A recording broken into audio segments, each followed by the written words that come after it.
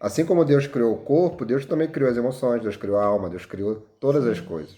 O que a gente quer focar é que a Bíblia fala sobre isso, né? O sim. que a gente quer focar é que nós precisamos, em todas as áreas da nossa vida, entender o que que a Bíblia diz, o que que Deus diz sobre isso, o que que isso significa à luz da Bíblia. E quando a gente fala sobre ansiedade, quando a gente fala sobre ansiedade, nós precisamos compreender o que que a Bíblia fala, Antes de ouvir quaisquer outras pessoas, ouvir o que a Bíblia diz, né? né? E sobre tudo na vida. Sim, a gente trata a ansiedade como uma preocupação, né? E isso é uma definição não necessariamente inicialmente bíblica, mas quando a gente está tratando hoje a ansiedade, e hoje se fala muito sobre transtorno de ansiedade, Uhum. porque a ansiedade é uma preocupação, né? Você se ocupar previamente de uma situação, de um problema, e às vezes de algo que ainda nem aconteceu, às vezes nem vai E nem pode acontecer. acontecer, às vezes nem Às vai vezes nem vai acontecer. acontecer, mas você vive ali ocupado com a sua mente com isso. E isso Distraindo, né? vai não só Aliás, distraindo, mas vai dominando, vai te controlando. sim.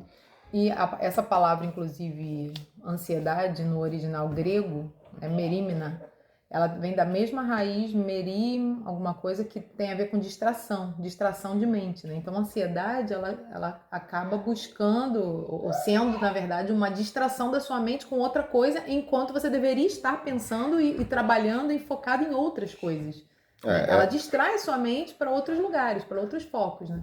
essa palavra, né, no original que você falou no grego, a palavra é preocupação, né? Sim. E ansiedade é É sinônimo, ocupação.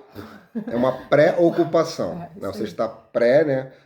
Antecipadamente, você está preocupado com algumas coisas que vão ali te dominando, ocupando e Sim, trazendo consequências, como a gente já falou, né? Físicas, emocionais. sim.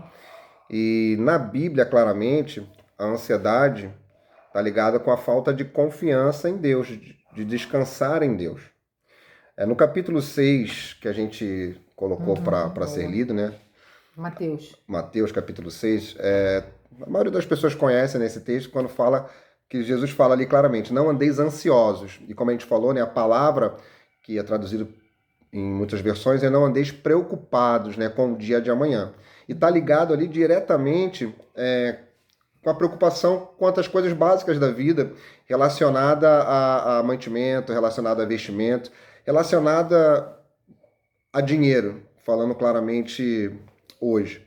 Só que no versículo 24, Jesus ele fala o seguinte: olha, vocês não podem servir dois senhores, porque ou vai Amar amar um. um e odiar outro, e vice-versa. Então você tem que escolher a quem você vai servir. E aí ele fala: você não pode servir a Deus e ao dinheiro, né? No caso, a Deus e a Mamon, que representava justamente o Deus do Das dinheiro, das riquezas. riquezas. E a ansiedade, à luz da Bíblia, colocando esse texto de Nesse Jesus, contexto, nesse né? contexto, inclusive, é você viver preocupado, né? Você viver ali ocupado com as coisas que ainda virão, né? Que vão acontecer, que você Deixando acaba, de confiar no seu Deus, né? E confiando talvez no braço, no seu braço, você né? se torna escravo da ansiedade. A ansiedade, na verdade, te faz escravo, escravo dos seus pensamentos, escravo daquilo que De vai mamon. acontecer no dia de amanhã, escravo de mamon. Então você vive a sua vida, acaba vivendo em função disso, porque isso ocupa a sua mente. Os Uhum. pensamentos, as preocupações, acaba ocupando a sua mente e você se torna escravo. E aí Jesus fala, Verdade. você precisa escolher. Ou você vai ser escravo dos seus pensamentos, isso vai governar, vai dirigir a sua vida, Verdade. ou você decide confiar em Deus Uhum. para que de fato e creia que Ele que governa a sua vida, Ele é poderoso e Ele vai te dar aquilo que você precisa. Uhum. Esse texto não tem a ver com trabalhar ou não trabalhar, tem a ver com confiar. Então a gente precisa lançar, como disse E depois lá a, Pedro, né, a nossa ansiedade diante do Senhor, porque temos certeza que Ele cuidará de nós, né? uhum. E essa confiança, ela está diretamente ligada a uma prática, a uma obediência, né? Porque se eu confio, eu me submeto a ele. Se eu confio em mamon, eu vou me submeter a mamon e as Sim, preocupações que a falta sim, do mamon, né? Vamos dizer assim, eu vou ter naquele momento. Mas se eu confio em Deus, eu vou descansar, eu vou ser suprida nele, eu confio nele, né? Então, às vezes eu não enxergo na hora, mas eu estou vendo porque eu creio em Deus. Então, de fato, até a minha fé, a fé no Mamon ou a fé em Deus, ela vai determinar como eu me porto no meu corpo, na minha carne, como eu subjugo a minha carne. Se eu subjugo a minha carne a Mamon, as ansiedades, as preocupações, as dúvidas, as dívidas, ou se eu me submeto a Deus, falo, cara, eu vou confiar, eu vou descansar no Senhor.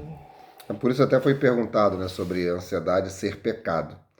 E de fato, a gente diferenciar um pouco, né, porque existe a coisa normal, né, Natural do ser humano. de uma expectativa, por exemplo, uma criança chegando no aniversário, ela fica com aquela expectativa, a gente chama isso também de ansiedade. Eu tô ansiosa, mãe, para chegar. Às vezes nós mesmos, né, Sim. para um acontecimento ou até para uma prova, e a gente fica né, aquela expectativa de chegar, a gente chama, como eu falei, isso de ansiedade, né?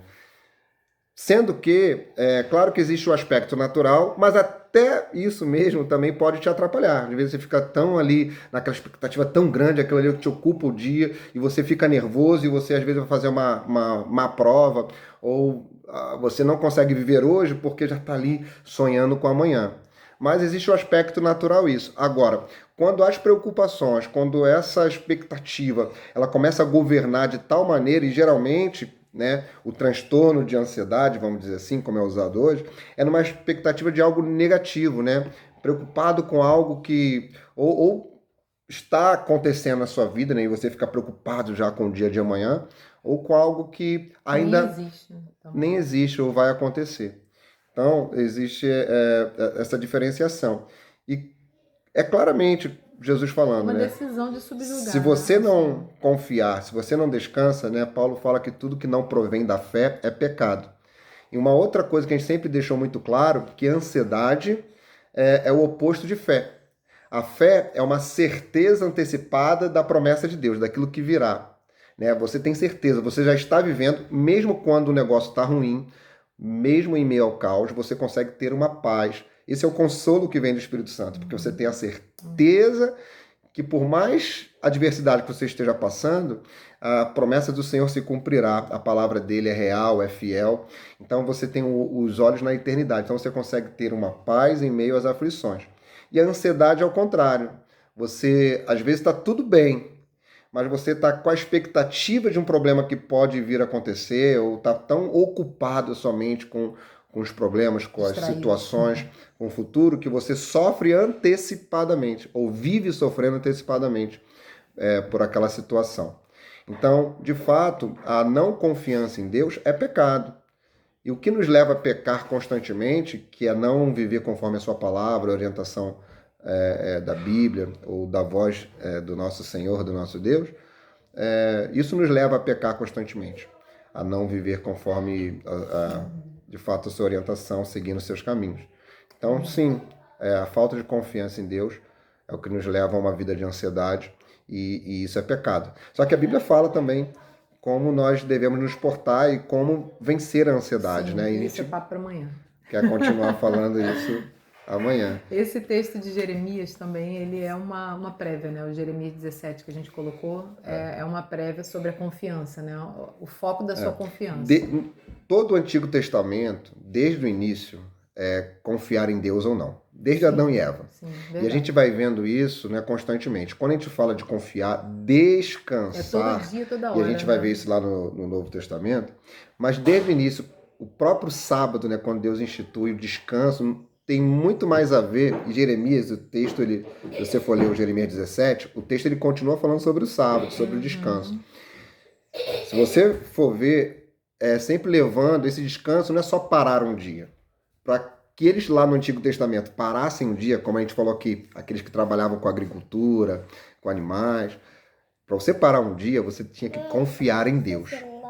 Então, de fato, descansar é confiar em Deus. Por isso que nós falamos que o nosso descanso é o Senhor, nosso descanso é Jesus.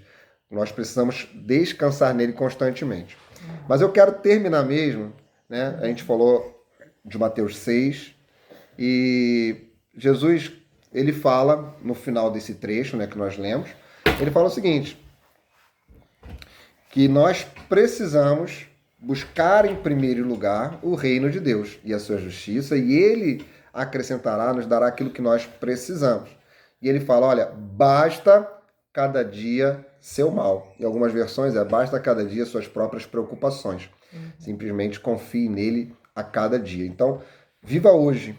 Então, hoje, entregue as suas preocupações, entregue aquilo que você está vivendo nas mãos de Deus, confiando na sua palavra, na sua promessa. E nós vamos aprofundar isso.